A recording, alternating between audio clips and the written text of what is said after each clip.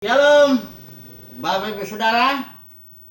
Kita melanjutkan studi kita kristalisasi dari Injil Lukas. Kali ini tema kita adalah pengutusan. Jadi tema pengutusan ini sangat penting ya. Dan kalau kita lihat istilah Yunani pengutusan atau mengirim, mengutus, kata kerja itu apostelo di perjanjian baru ada 132 kali. Ya, dan di Lukas sendiri ada 26 kali.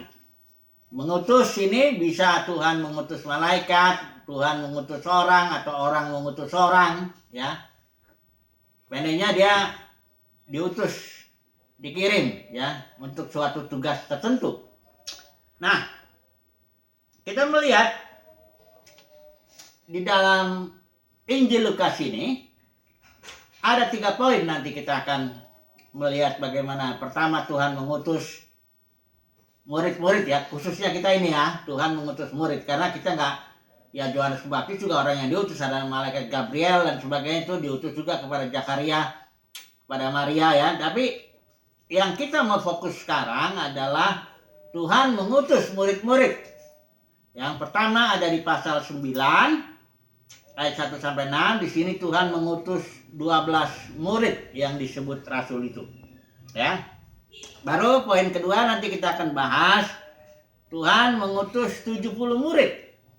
Ya, ini di pasal 10 ayat 1. Ini sampai sebenarnya konteksnya sampai ayat 24 ya. Kita melihat itu. Yang ketiga, ini di bagian terakhir Injil Lukas itu pasal 24 ayat 48. Di sini soal pengutusan juga menjadi saksi, dan Tuhan memerintahkan supaya mereka tunggu dulu sampai diperlengkapi ya. Nah, mari kita melihat dulu konteksnya ini ya, pengutusan yang di Injil Lukas ini. Pengutusan yang di Injil Lukas ini adalah pengutusan kepada bangsa Israel. Karena Tuhan Yesus diutus hanya kepada umat Israel. Ya. Nah, di dalam Kisah Para Rasul nanti ini sama penulisnya Lukas juga, itu di pasal 13 dikatakan di sana Roh Kudus berkata, "Khususkanlah Barnabas dan Paulus untuk suatu tugas yang sudah kutentukan, dan tugas itu adalah kepada bangsa-bangsa lain, memberitakan Injil dan membangun gereja-gereja, termasuk menetapkan penetua-penetua nanti." Nanti kita akan sampai ke sana. Tapi kita harus lihat dulu bahwa konteks dalam Injil Lukas ini pengutusan adalah kepada bangsa Israel, ya. Kepada bangsa Israel. Nah, mari dulu kita melihat dulu ya. Di pasal 9 yang pertama ini ya, ayat 1 sampai 6. Kita tidak baca semua ayat ini, tapi beberapa poin lah ya. Ini pengutusan 12 murid ini yang disebut rasul ini terjadi ketika Yesus pelayanannya di Galilea. Sudah tahu, kita sudah pilah analisis ini Injil Lukas menjadi 3 bagian. Ya, bagian yang pertama dari pasal 1 sampai pasal 9 ayat yang di sini sampai ayat yang ke-50 itu pelayanan Yesus di Galilea. Baru pasal 9 sampai 51 sampai nanti di sini pasal 19. Ya. Bukan 19. Ya, pasal 19 ayat 44. Ini pelayanan Yesus dari Galilea ke Yerusalem. Baru nanti selanjutnya sampai pasal 24 itu pelayanan Yesus di Yerusalem sekaligus dia mati dan bangkit di sana. Nah, jadi ketika di Galilea Tuhan Yesus mengutus murid-muridnya, ini Yesus belum mengatakan kepada murid-muridnya bahwa Mesias harus menderita. Belum mengatakan bahwa siapa yang mau ikut aku dia harus pikul salibnya, belum ada itu ya. Jadi di sini Yesus mengutus murid-murid ya. Dan juga sebelum pengakuan Petrus ya. Jadi Petrus belum tahu juga itu Yesus itu siapa, karena Yesus belum tanya, menurut kamu siapa aku, belum ditanya begitu. Pokoknya disuruh pergi Dan diperlengkapi, dikatakan di sini pasal 9 kita lihat ya, Yesus memanggil ke-12 murid lalu memberikan tenaga dan kuasa kepada mereka untuk menguasai setan-setan dan untuk menyembuhkan penyakit-penyakit. Jadi terutama Tuhan memberikan kuasa, ya ini harus dibedakan nanti ya, kalau yang Roh Kudus itu nanti turun, dia bukan hanya memberikan kuasa, karunia-karunia mengusir setan, penyembuhan, tapi dia juga memberikan life ya. Di sini Yesus belum memberikan life atau joy ya, karena Yesus belum mati dan bangkit. Jadi hanya diberikan tenaga dan kuasa untuk menguasai setan dan menyembuhkan ya penyakit-penyakit ya. Dan ayat 2-nya di sini pasal 9 dikatakan ia mengutus mereka untuk memberitakan kerajaan Elohim, kerajaan Tuhan. Di sini dikatakan. Jadi memang bicara di sini jangan bawa apa-apa dan sebagainya ya. Kalau tinggal satu tempat tinggal aja di situ. Dah, kalau nanti ada orang nggak terima kamu, kebaskan debunya, kamu pergi ya. Jadi di sini Tuhan Yesus bilang kalau ada orang menerima kamu, dia menerima aku. Siapa yang menerima aku, menerima dia yang mengutus aku. Jadi ini nggak sembarangan ini ya. Menerima atau tidak menerima orang yang diutus Tuhan, ini repot ya. Resikonya besar kalau kita menolak karena kita tidak tahu barangkali itu orang diutus Tuhan. Itu kita sama dengan menolak Tuhan juga. Jadi di sini Tuhan sangat menghargai orang yang diutusnya. Karena bagi Tuhan siapa yang mendengarkan orang yang kuutus, dia mendengarkan aku. Barang siapa menolak orang yang kuutus, dia menolak aku. Nah, kita melihat di sini di bagian pertama yang 12 murid ini, Tuhan menyuruh mereka mengatakan kerajaan sorga, ya, memberitakan kerajaan sorga sudah dekat, ya. Oke, nah mari kita dulu langsung saja masuk ke bagian yang kedua, ketika Tuhan mengutus 70 murid ya di pasal 10 ayat 1 sampai 24 ya. Di sini Tuhan mengutus 70 murid ya. Pasal 1 saya baca coba ya. Kemudian daripada itu Tuhan menunjuk 70 murid yang lain. Lalu mengutus mereka berdua-dua mendahulunya ke setiap kota dan tempat yang hendak dikunjunginya. Katanya kepada mereka, tuayan memang banyak tapi pekerja sedikit. Oke, jadi di sini konteksnya ketika Tuhan mengutus 70 murid, Yesus sudah mengungkapkan di sini ya siapa dirinya. Dia tanya sama muridnya. Kata orang, siapa aku? Dia bilang gitu, tanya sama muridnya. Mereka bilang, oh ini nabi ini sebagainya. Ya oke, kalau menurut kamu siapa aku? Tiba-tiba Petrus mendapat pewahyuan roh dan dia bilang, engkau adalah Mesias. Ya, Mesias dari Allah kalau bilang di sini ya. Jadi baru setelah itu Yesus mengatakan bahwa Mesias harus menderita. Di sini judulnya pemberitahuan pertama tentang penderitaan Yesus dan sekaligus syarat-syaratnya untuk mengikut dia.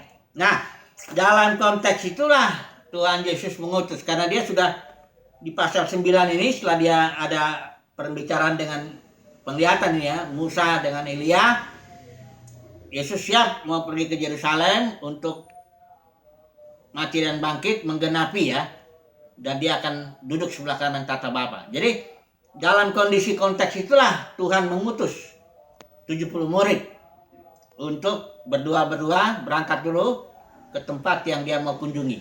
Karena di sini beda, ya. Konteksnya kalau yang 12 murid itu Yesus belum menyatakan siapa dirinya, belum menyatakan bahwa dia akan menderita sebagainya, belum. Tapi di sini yang 70 dia sudah, ya. Dia sudah mengatakan bahwa angkatan ini dia akan menderita oleh angkatan ini, angkatan Yesus itu. Nah, makanya di sini dibilang, pergilah kepada yang 70 itu ya. Sesungguhnya aku mengutus kamu seperti anak domba ke tengah-tengah serigala. Nah, ini sudah lihat di sini. Yang murid yang 70 itu, yang 12 itu nggak dibilang dia diutus kepada seperti anak domba ke tengah-tengah serigala. Tapi kalau di sini sudah dibilang, aku mengutus kamu seperti anak domba ke tengah-tengah serigala. Kalau di bagian lain dibilang, hendaklah engkau tulus seperti merpati, cerdik seperti ular. Ya, jadi Bapak Saudara di sini pengutusannya di sini sama intinya, tetap memberitakan kerajaan surga sudah dekat, sembuhkan orang sakit. Yesus juga memberikan tenaga, memberikan kuasa kepada mereka seperti itu. Bukan live ya, harus kita ingat itu ya, kuasa, otoritas untuk mengusir setan, menyembuhkan penyakit, bukan live. Kalau live itu berkaitan dengan karakter Elohim sendiri, hidupnya Elohim sendiri. Yesus belum bisa memberikan itu karena dia belum dimuliakan. Jadi dia hanya memberikan kuasa, mengusir setan, menyembuhkan orang sakit, dan suruh memberitakan kerajaan surga. Nah, dikatakan di sini hanya message-nya sama saja ya, kerajaan surga sudah dekat ya. Dan dibilang, tapi diancam di sini ya, bukan diancam ya, diperingati ya. Aku berkata kepadamu pada hari itu, kalau yang ada yang nolak, kata yang nolak itu, pada hari itu Sodom akan lebih ringan tanggungannya daripada kota itu. Kota yang menolak orang yang diutus Yesus ini, yang dua-dua diutus Yesus itu. Sodom lebih ringan. Ini ngeri loh. Sodom itu selama masih ada di bumi ini sudah dihakimi dengan mengerikan, dengan api belerang. Oh, bagaimana nanti penghakiman berikut ya. Jadi sekali lagi di sini kita melihat Yesus sangat menghormati, menghargai, atau meninggikan orang yang diutusnya sendiri ya. Dia bilang, siapa yang menolak kamu, dia menolak aku. Siapa yang menerima kamu, dia menerima aku. Nah, ini kira-kira kurang lebih seperti ini ya. Pertama diutus seperti anak domba ke tengah-tengah serigala. Nah, kemudian bagian berikutnya, ini kembalilah 70 murid-murid ini ya, masih di pasal 10. Dan mereka gembira, dia bilang, Tuhan, setan-setan takluk kepada kami demi namamu. Ya, terus Tuhan bilang, aku melihat iblis jatuh seperti kilat dari langit. Nah, tapi Tuhan berkata begini, ayat 20. Namun demikian janganlah bersukacita karena roh-roh itu takluk kepadamu, tetapi bersukacitalah karena namamu ada terdaftar di sorga. Jadi Tuhan mengarahkan ya, sukacita mereka itu bukan karena mereka berbuat ini dan itu demi nama Tuhan dan dengan kuasa Tuhan tentunya, tapi Tuhan arahkan supaya engkau harus berbahagia karena engkau terpilih untuk mendapatkan kerajaan sorga itu, namamu terdaftar di sana. Karena di sini dibilang setelah itu ayat 21, pada waktu itu juga bergembiralah Yesus dalam Roh Kudus. Dia bilang begini, engkau Bapa sembunyikan ini semua ya, pilihannya itu kepada ini orang-orang bijak, katanya orang pandai, tapi engkau nyatakan kepada orang-orang kecil. Nah, ini yang 70 orang ini orang-orang kecil yang dipilih, diutus, diberi kuasa. Tapi Yesus bilang jangan bahagia karena engkau bisa ngusir setan, menyembuhkan orang sakit, tapi bahagialah engkau, bergembiralah karena namamu terdaftar di surga, karena Bapa memilih kamu untuk mendapatkan, berkenan ya, untuk mendapatkan kerajaan surga itu. Nah, bahkan dibilang di sini ayat 23, sesudah itu berpaling Yesus kepada murid-muridnya tersendiri berkata, berbahagialah mata yang melihat apa yang kamu lihat. Karena aku berkata kepadamu, banyak nabi dan raja ingin melihat apa yang kamu lihat, tetapi tidak melihatnya, dan ingin mendengar apa yang kamu dengar, tetapi tidak mendengarnya. Bapak saudara, saya melihat ini sesuatu yang luar biasa, yang 70 orang ini yang mendapatkan anugerah untuk diutus Tuhan ya. Dia diutus untuk memberitakan kerajaan sorga, dia diberikan tenaga untuk bisa mengusir setan, menyembuhkan orang sakit. Tapi di balik itu ada suatu berkat yang luar biasa yang olehnya Yesus bersyukur, yaitu berkat bahwa Bapa berkenan memberikan kerajaan sorga kepada orang kecil ini yang 70 ini. Bahwa mereka berbahagia itu karena mereka melihat apa yang sebenarnya nabi-nabi, raja-raja, orang-orang besar ya katakanlah begitu yang mau melihat, tapi nggak bisa lihat. Jadi di sini Tuhan Yesus mengutus 70 murid ini luar biasa ya. Luar biasa ini, sangat dihormati juga ya. Nah, mari kita langsung masuk saja ke bagian yang terakhir.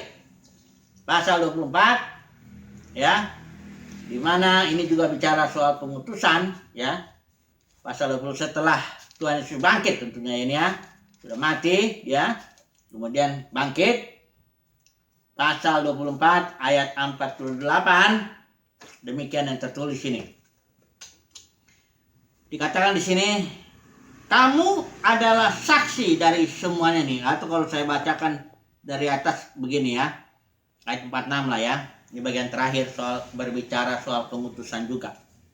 Katanya kepada mereka ada tertulis demikian, Mesias harus menderita dan bangkit dari antara orang mati pada hari ketiga. Dan lagi dalam namanya berita tentang pertobatan dan pengampunan dosa harus disampaikan kepada segala bangsa mulai dari Yerusalem. Ayat 48, kamu adalah saksi dari semuanya ini ya. Terus ayat 49, dan aku akan mengirim kepadamu apa yang dijanjikan Bapakku. Di sini Roh Kudus ya. Di sini Yesus tidak hanya sekedar memberikan kuasa seperti pengutusan yang 12 orang itu murid dengan yang 70 ya. Di sini Roh Kudus yang ketiga di sini Tuhan Yesus yang ketiga memberikan Roh Kudus ya, roh pemberi hidup itu.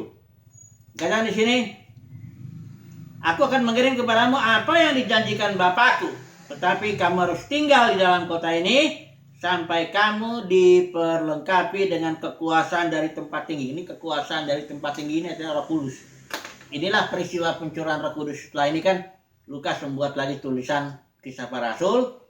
Di situ dia menulis menceritakan bagaimana janji Bapa itu turun kepada murid-murid ya. Ada 120 orang. Jadi pertama Tuhan mengutus 12, kemudian 70, hanya diberikan kuasa otoritas ya, mengusir setan, menyembuhkan orang sakit. Tapi di sini Tuhan memberikan Roh Kudus. Ada dua tugas itu nanti Roh Kudus itu yang utama. Pertama dia memberikan karunia-karunia tentunya ya.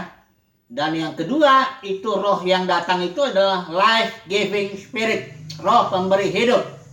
Nah, ini luar biasa ini life ini, karena Yesus datang ke dunia ini menurut Yohanes 10, aku datang supaya mereka mempunyai hidup. Ini yang membedakan yang 120 orang ini dengan orang-orang manusia-manusia lain di muka bumi ini. Mereka memiliki life, memiliki hayat, ya. Inilah dia manifestasi kerajaan sorga yang pertama di muka bumi ini. Ada 120 orang itu, organisme, komunitas kerajaan sorga. Yesus sama juga suruh beritakan kepada bahkan ke ujung bumi sampai ya, mulai dari Yerusalem. Berita tentang pertobatan dan pengampunan dosa. Nah, sebagai kesimpulan ya, saya sedikit membandingkan dulu ini ya. Karena pengutusan ini kalau kepada orang Yahudi dengan kepada bangsa-bangsa lain, poin pertobatannya itu beda. Jadi saya mau katakan begini, coba dulu kalau kita melihat ya, Yesus diutus kepada orang Yahudi ya. Dan orang Yahudi diminta bertobatlah ya, sebab kerajaan surga sudah dekat. Itu bertobatnya berubah pikiran tentang konsep mereka tentang kerajaan surga. Tapi kalau kepada bangsa lain tekanannya pertobatan dari dosa-dosa ya lain. Sudah lihat dulu nih ya pasal 4 ini ya. Inilah khotbah Yesus yang pertama dicatat di sini ya, setelah dia pencobaan padang gurun. Di sinilah dia. Dia bilang di sini kan pasal 4, roh Tuhan ada padaku, oleh sebab itu telah mengurapi aku, menyampaikan kabar baik kepada orang miskin. Ia telah mengutus aku ya, memberitakan gini. Ini orang Farisi ahli Taurat tahu ayat ini itu ayat yang dikenakan kepada Mesias. Nah, Yesus bilang di sini, hari ini sudah genap ayat ini. Nah, orang Farisi itu tahu, berarti kamu Mesias dong. Kalau gitu, ya. Nah, dia bilang roh Tuhan ada padaku, Israel mengurapi aku. Nah, di sini orang Yahudi langsung menolak. Dia bilang, bukankah ia ini anak Yusuf? Nah, mereka punya konsep Mesias itu haruslah ahli ekonomi, ahli politik, ya, ahli perang seperti Daud, ya, karena mereka punya konsep Mesias itu anak Daud, ya, sehingga haruslah seperti Daud, punya kerajaan kayak Daud, punya senjata kayak Daud, punya istana kayak Daud, semuanya serba jasmani. Nah, inilah makanya pesan untuk orang Yahudi, bertobatlahnya itu konsepmu tentang kerajaan sorga, tentang Mesias itu yang harus berubah. Yesus sudah coba itu. Menurut kamu Mesias itu anak siapa? Mereka bilang anak Daud. Kenapa Daud menyebut Mesias itu tuannya? Artinya Yesus mau sampaikan Mesias itu lebih tinggi daripada Daud. Kerajaan Daud itu kerajaan jasmani, kerajaan Mesias itu kerajaan spiritual, dan sebagainya. Jadi istilah bertobat ini untuk orang Yahudi supaya konsep mereka itu metanoia, perubahan pikiran, konsep mereka tentang kerajaan sorga, tentang Mesias itu berubah. Tapi kalau nanti kepada bangsa-bangsa lain kan tidak punya ikatan apa-apa dengan Tuhan. Itu konsep bertobatnya pengampunan dosa seperti ini, ya, berpaling dari hidup yang lama kepada hidup yang baru. Nah, ini kurang lebih inilah poin mengenai pengutusan ini, ya. Jadi sekarang aplikasinya bagaimana dengan kita ini? Kita juga diutus, ya. Semua orang yang benar-benar, ya, di sini karena Tuhan tidak punya sukarelawan, ya, sukarelawan dalam ladangnya, dalam pekerjaan Tuhan tuh nggak ada sukarelawan. Semua orang-orangnya harus terdaftar, harus diutus, harus dipilih, ya. Kalau di dunia ini kan ada sukarelawan, ya, siapa saja mau boleh. Oh, ini enggak. Kalau untuk memberitakan kerajaan sorga, menyembuhkan orang sakit apa semuanya itu harus ada terdaftar namanya di sorga, harus diutus, ya. Harus jelas, ya. Nah, ini berbahagialah kita, saudara, kalau kita ini diutus Tuhan, ya. Barangkali kita diutus, barangkali nggak tempat-tempat besar, karena diutus dalam satu rumah tangga sebagai bapak, sebagai ibu, atau diutus ke sekolah, ya, untuk mengajar, atau menjadi murid, atau apa, atau ladang pelayanan, ini diutus. Yang penting kita jelas, saya diutus Tuhan. Saya datang ke sini sebagai orang utusan, ya, utusan Tuhan. Jangan inisiatif kita. Kalau itu berarti kita bukan orang yang diutus, ya. Orang yang diutus ya tentu tahu, Tuhan yang suruh saya ke sini mengerjakan ini. Kita mesti bisa berkata begitu, ya. Misalnya ini video ini kenapa ini? Ini saya disuruh Tuhan mengerjakan ini. Gitu. Harus ada keyakinan dalam diri kita bahwa kita diutus. Karena kalau enggak, itu enggak ada tanggung jawab, enggak ada urusan dengan Tuhan itu. Kalau ada kejadian apa-apa, ya itu urusan kamu inisiatifnya. Jadi kita kurang lebih, ya. Jadi puji Tuhanlah, tema pengutusan ini, semoga kita memang orang-orang yang benar-benar diutus Tuhan untuk melakukan ini itu bagi kemuliaan namanya, bagi pengembangan kerajaan sorga, untuk juga beritakan pertobatan dan pengampunan dosa. Haleluya. Amin.